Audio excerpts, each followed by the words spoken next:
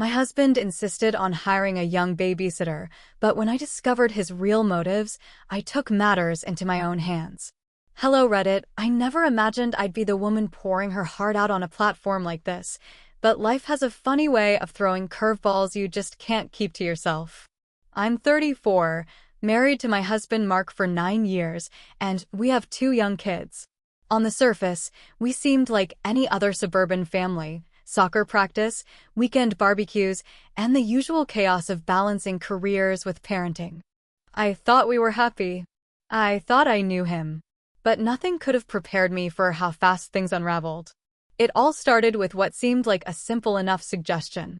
Mark came home one evening, dropping his briefcase by the door with a tired sigh. "We need a babysitter," he said. Just like that, no preamble, no discussion. It struck me as odd. I've always been the one managing our childcare. We had our go-to list: older, reliable women from the neighborhood who knew our kids and our routines. But Mark waved off my suggestions.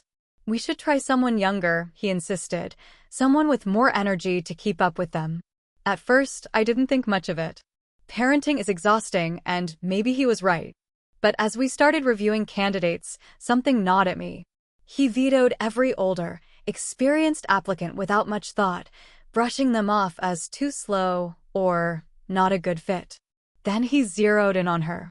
Sophie, 19, a local college freshman with a glowing smile and long, honey blonde hair. Her application photo could have been pulled straight from a fashion magazine. "She's perfect," Mark said, eyes a little too bright. I hesitated. "She's young," I pointed out. "Too young, in my opinion. Babysitting 2 rambunctious kids isn't just about having energy, it's about maturity, responsibility." But Mark was persistent, practically giddy about the prospect. "Come on, she's exactly what we need. The kids will love her." His enthusiasm felt disproportionate, unsettling. I pushed down my unease, chalking it up to paranoia. Surely I was overthinking it, right? The interview didn't ease my nerves.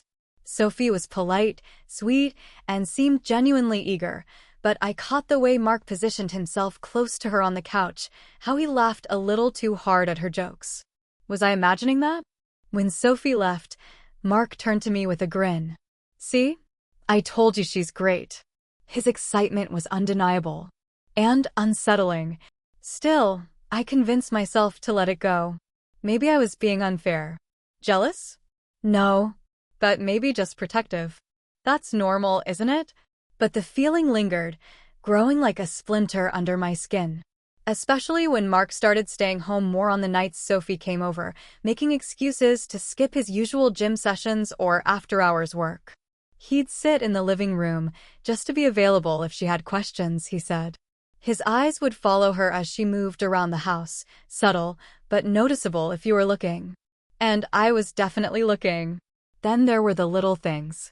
"A compliment here. That's a nice top, Sophie." A playful joke there. "Careful, Sophie. You'll put me out of a job with how great you are with the kids." Harmless on the surface, but layered with something that made my stomach twist. I caught Sophie giving him tight, uncomfortable smiles, her gaze darting away. Was she picking up on this too? I tried talking to Mark about it one night after Sophie left. "Hey, I feel like you're overly involved," I said carefully. "It's making me a little uncomfortable." He laughed. "You're being ridiculous. She's a kid, for God's sake. Stop being so insecure." His words stung more than I expected. Insecure? Was that what this was? I didn't think so. But the gaslighting was subtle enough to make me question myself. Then came the tipping point. I was folding laundry when I noticed Mark's phone buzzing on the nightstand. Just another notification, nothing unusual. But the preview message made my heart stop. "Sophie, thanks for being so sweet earlier. I really appreciate how kind you are." Sweet? Kind? What was that supposed to mean? My hands trembled as I put the laundry down, thoughts spinning. Maybe it was innocent. Maybe he just gave her a compliment and she was thanking him. But deep down, something dark and heavy settled in my chest. Was I crazy? Overreacting? Or was something seriously wrong?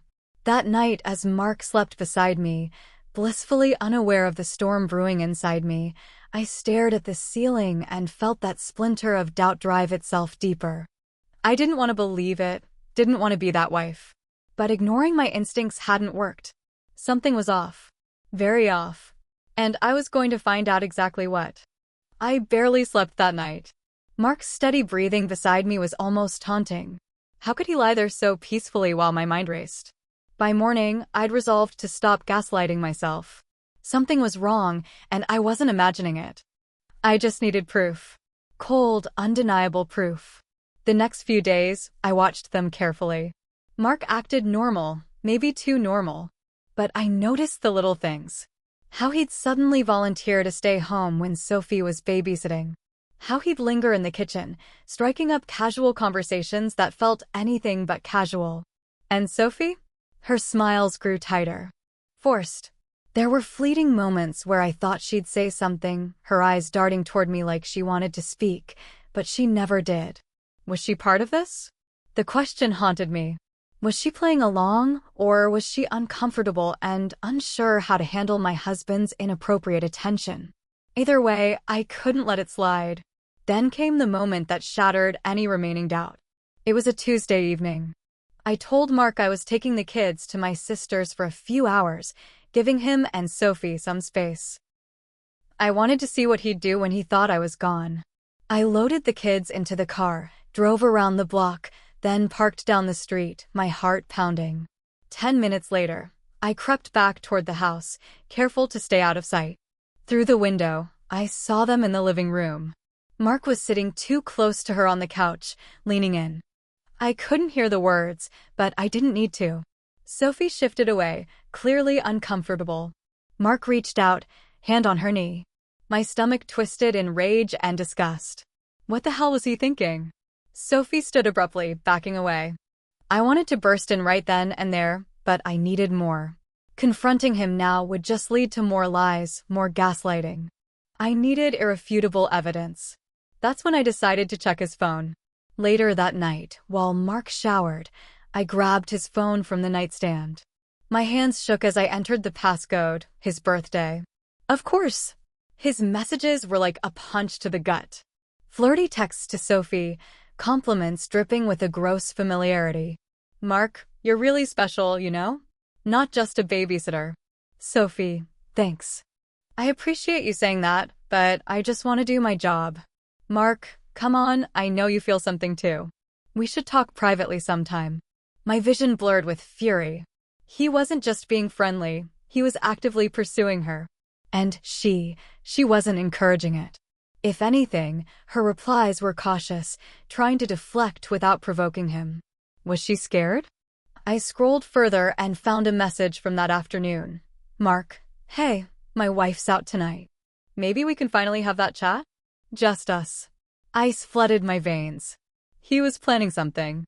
I wanted to scream, to confront him right then, but anger gave way to something sharper. No. Bursting in now would give him the chance to spin another web of lies. I needed to expose him in a way he couldn't wriggle out of. I needed a plan.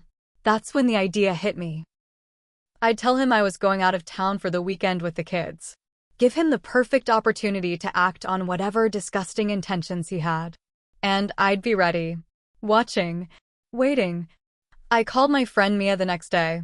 I need your help, I said, laying everything out. She didn't hesitate. Say no more. I'll be there. We set up cameras, tiny, discreet, covering the living room, kitchen, and hallway. Mark wouldn't suspect a thing. By Friday, my plan was in motion. We're heading to my sister's for the weekend, I told him casually, packing a bag. Mark played it cool, but I saw the flicker of something in his eyes. Excitement? Anticipation? It made my skin crawl. That evening, I parked down the street again, Mia beside me. We watched the live feed on my phone, hearts pounding. Mark paced the living room, checking his watch. 30 minutes later, Sophie arrived. She looked uncomfortable from the start, glancing around like something was off. Mark handed her a drink, which she didn't touch, and started talking, too close, too familiar. Then it happened. He reached out, tucking a stray hair behind her ear. Sophie flinched.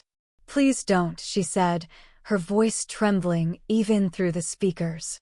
Mark laughed. Come on, Sophie. Don't pretend you haven't thought about it. He moved closer, hand grazing her arm. That was it. Enough. I threw open the car door, Mia grabbing my arm. Are you sure? Yes. I stormed toward the house, adrenaline surging. He had no idea what was coming. I flung the door open, the scene freezing like a snapshot, Mark, inches from Sophie, her eyes wide in shock. His face drained of color when he saw me. What? Don't you dare speak. My voice shook with fury. I saw everything. The texts. The cameras. Sophie backed away, apologizing. I didn't. He kept. It's not your fault, I snapped, my gaze never leaving Mark. You've been nothing but professional. He's the problem. Mark's mouth opened, searching for words. Babe, I was just what? Friendly? Is that what you call harassing a teenager? Inviting her over while your wife's out of town? You disgust me. He stammered, face crimson. It wasn't. It didn't mean anything, that's where you're wrong, I hissed. It means everything. The tension was suffocating. Mark tried to approach me, but I stepped back. Don't touch me. Sophie grabbed her bag, mumbling, I'm so sorry. You have nothing to be sorry for, I said firmly. Go home. I'll handle him. She fled, the door clicking shut behind her. Silence stretched thick and heavy. You set me up, Mark finally said, voice bitter. I let out a humorless laugh. You set yourself up. I just gave you the rope to hang yourself with. He slumped onto the couch, burying his face in his hands. What happens now? Oh, you'll find out, I said coldly. You'll find out exactly what happens next. Because this wasn't over. Not by a long shot. Mark sat on the couch, head in his hands, breathing heavy with a mixture of guilt and panic. I stood over him, every muscle in my body coiled tight, rage burning through my veins. This is the man I married? A man who not only betrayed me but thought he could manipulate a teenager for his own disgusting desires? But screaming at him wasn't enough. He needed to feel what I felt, humiliated, powerless, exposed. I hope it was worth it, I spat. His eyes flicked up at me, pleading. It was just a mistake. Babe, don't you dare call me that. My voice cracked with fury. A mistake is forgetting an anniversary. This was planned. Calculated. Predatory. His face crumbled. Please, let's talk about this. Oh, we're way past talking. The plan had been forming in my mind for days.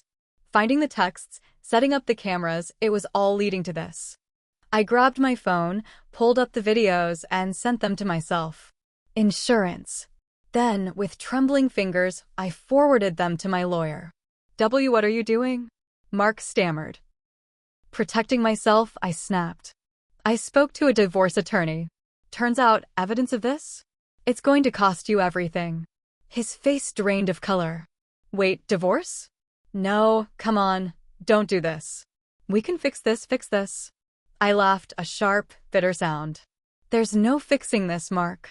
You didn't just cheat, you targeted a child. You think I'm staying with that kind of man? I won't let my kids grow up thinking this is okay. His desperation was palpable. He reached for me, but I stepped back. I packed your things. You have 10 minutes to get out. He looked stunned. You're kicking me out of my own house? It's not your house anymore, I said coldly. My lawyer's filing an emergency order. You'll be lucky if you get visitation. Mark's face twisted with anger, guilt, and fear. You're ruining my life. Good. He stormed upstairs, gathering his things in a flurry of curses and muttered apologies that fell on deaf ears. As he shoved past me toward the door, I stopped him. One more thing. He paused, eyes wary. I sent the footage to HR at your company. His face crumbled. No, you can't. My job, you wanted to risk it all for a teenager? I shrugged. Actions have consequences. His voice cracked. Please, I'll lose everything you already did, I whispered. The door slammed behind him. Silence settled over the house, thick and heavy. I sank onto the floor, tears burning my eyes, not for him, but for the betrayal, The waste of years I thought were built on trust. My hands shook, adrenaline still coursing through me. Over the next few weeks, the fallout was glorious. His company fired him. Zero tolerance for harassment. Word spread fast in our community, and whatever image he'd built of the perfect family man crumbled. The kids asked where Daddy was. I told them he made some bad choices, but we were going to be okay. And we were. Better, even. Sophie reached out to thank me, relief evident in her voice. I didn't know what to do, she admitted. I was scared. You did nothing wrong, I told her. He was the predator. You were just caught in his web. Finalizing the divorce was swift. I got the house, full custody, and financial support. Mark tried to fight it, but with the evidence stacked against him, he didn't stand a chance. Standing in my kitchen weeks later, coffee in hand, sunlight pouring through the windows, I felt something I hadn't in a long time. Peace. Mark's gone. His belongings, his lies, all of it. I'm rebuilding, piece by piece. The kids are thriving, and I'm learning to breathe again. To live again. Do I regret any of it? Not for a second. He made his choices. I just made sure he faced the consequences. And every morning I wake up in this house, free from his shadow, I remember, sometimes you have to burn it all down to rise from the ashes.